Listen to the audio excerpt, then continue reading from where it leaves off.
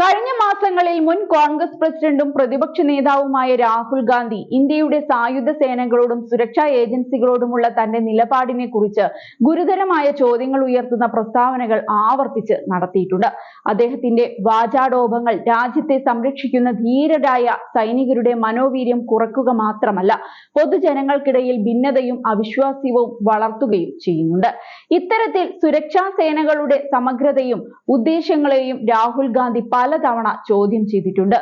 ആഭ്യന്തര ബാഹ്യ ഭീഷണികളിൽ നിന്ന് രാജ്യത്തെ സംരക്ഷിക്കാൻ അക്ഷീണം പ്രവർത്തിക്കുന്ന ഏജൻസികളെ പിന്തുണയ്ക്കുന്നതിനു പകരം അദ്ദേഹത്തിന്റെ പ്രസ്താവനകൾ അവരുടെ പ്രവർത്തനങ്ങളെ രാഷ്ട്രീയവൽക്കരിക്കുന്നതായി തോന്നുന്നു.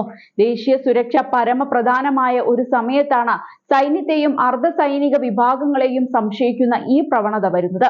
കഴിഞ്ഞ മാസം പാകിസ്ഥാനുമായുള്ള സൈനിക സംഘർഷത്തിനിടെ പ്രധാനമന്ത്രി നരേന്ദ്രമോദി അമേരിക്കയുടെ സമ്മർദ്ദത്തിന് വഴങ്ങി എന്ന പരാമർശമാണ് ഇത്തരത്തിൽ രാഹുൽ അവസാനമായി നടത്തിയിരിക്കുന്നത്. ഭോപ്പാലിൽ നടന്ന ഒരു പാർട്ടി പരിപാടിയിൽ സംസാരിച്ച രാഹുൽ US പ്രസിഡന്റ് ഡൊണാൾഡ് ട്രംപിന്റെ ഫോൺ കോളിന് ശേഷം പ്രധാനമന്ത്രി കീഴടങ്ങിയെന്ന് ആരോപിച്ചു. നരേന്ദർ സറണ്ടർ എന്ന് ട്രംപ് പറഞ്ഞപ്പോൾ മോദി ശരി സാർ എന്ന് പറഞ്ഞ് അനുസരിച്ചു എന്നായിരുന്നു രാഹുൽ ഗാന്ധി പറഞ്ഞത്. സോഷ്യൽ മീഡിയ പ്ലാറ്റ്ഫോമായ എക്സിൽ കോൺഗ്രസ് ഈ പരാമർശം കൂടുതൽ പൊലിപ്പിച്ച് 2 പാനൽ കാർട്ടൂൺ പോസ്റ്റ് ചെയ്തു. ഒരു പാനലിൽ ട്രംപ് ഒരു ഫോണിലേക്ക് നരേന്ദ്ര കീഴടങ്ങുക എന്ന് വിളിച്ചു പറയുന്നതും രണ്ടാമത്തേതിൽ മോദി അതെ സാർ എന്ന് മറുപടി നൽകുന്നതും ചിത്രീകരിച്ചു. നിർണായക നിമിഷങ്ങളിൽ രാഹുൽ ഗാന്ധി നമ്മുടെ സൈന്യത്തിന്റെ സമഗ്രതയെ ചോദ്യം ചെയ്യുന്നത് ഇതാദ്യമല്ല. ബാലാക്കോട്ട് വ്യോമാക്രമണങ്ങൾക്കും ഉറിക്ക് ശേഷമുള്ള സർജിക്കൽ സ്ട്രൈക്കുകൾക്കും ശേഷം അദ്ദേഹം വീഡിയോ പ്രൂഫ് ആവശ്യപ്പെട്ടു. ഇത് നമ്മുടെ സായുധ സേനയുടെ മനോവീര്യം തകർക്കുന്നു.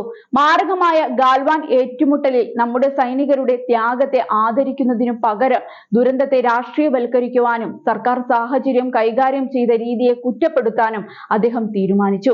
മാത്രമല്ല, ഇന്ത്യക്കാരുടെ നാശനഷ്ടങ്ങളെ കോൺഗ്രസ് ആവർത്തിച്ച് ചോദ്യം ചെയ്യുമ്പോൾ പാകിസ്ഥാന്റെ വൻ നഷ്ടങ്ങളെ അവർ സൗകര്യപൂർവ്വം അവഗണിക്കുന്നു.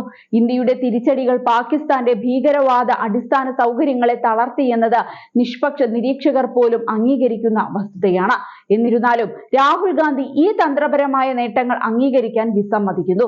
കോൺഗ്രസ് പ്ലേബുക്കിൽ രാഷ്ട്രീയ പോയിന്റ് സ്കോറിംഗ് ദേശീയ താൽപര്യത്തെ മറികടന്നോ എന്ന ചോദ്യങ്ങൾ ഉയർത്തുന്നുണ്ട്. യുദ്ധം നേരിടുന്ന രാജ്യങ്ങളിൽ രാഷ്ട്രീയ പാർട്ടികൾ അവരുടെ സായുധ സേനയുടെ പിന്നിൽ ഒന്നിക്കുന്നു. റഷ്യ ഉക്രൈൻ സംഘർഷവും ഇസ്രായേൽ പലസ്തീൻ യുദ്ധവും ആഴത്തിലുള്ള ഭിന്നതകൾക്കിടയിലും രാഷ്ട്രീയ സമവായം കണ്ടു. ഇന്ത്യയും അതേ ഐക്യം നിർവഹിക്കുന്നുണ്ട്. നിർഭാഗ്യവശാൽ ഐക്യദാർഢ്യം ഏറ്റവും ആവശ്യമുള്ള സമയത്ത് രാഹുൽ ഗാന്ധിയും കോൺഗ്രസും രാജ്യത്തിന്റെ ആത്മാവിനെ തകർക്കാൻ തീരുമാനിച്ചു. ഇന്ത്യയുടെ ശക്തി വിഭജനത്തിലല്ല, ഐക്യത്തിലാണ്.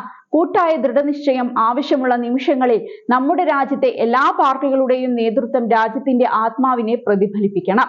ഭീഷണികളെ നേരിടുന്നതിൽ മോദിയുടെ നേതൃത്വത്തിലുള്ള സർക്കാർ സ്ഥിരമായി വ്യക്തതയും ശക്തിയും കാണിച്ചിട്ടുണ്ട്.